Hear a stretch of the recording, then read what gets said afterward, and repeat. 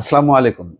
মার্কিন সাবেক president Bill Clinton আজকে একটা চমৎকার কথা ফাঁস করেছেন।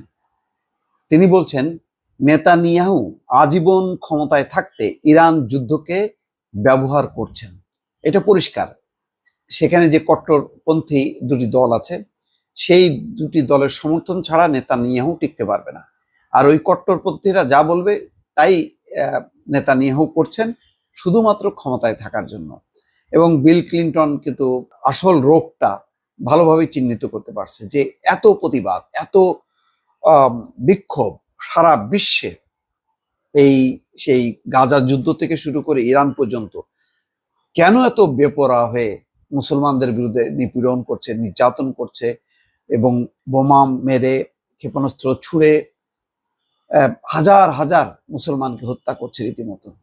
এই যে গণহত্যা চালিয়ে যাচ্ছে, যার বিরুদ্ধে যুদ্ধাপরাধ ট্রাইব্যুনাল, আন্তর্জাতিক ট্রাইব্যুনালে মামলা হয়েছে এবং সে ওয়ারেন্টভুক্ত আসামি। তো এত কিছু কেন?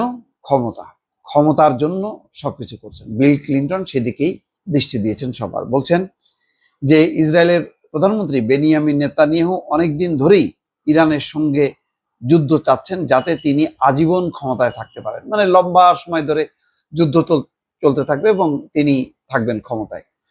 সাবেক মার্কিন প্রেসিডেন্ট বলেন, নেতানিয়াহু অনেক আগে থেকে ইরানের সঙ্গে যুদ্ধ করতে চাচ্ছিলেন, কারণ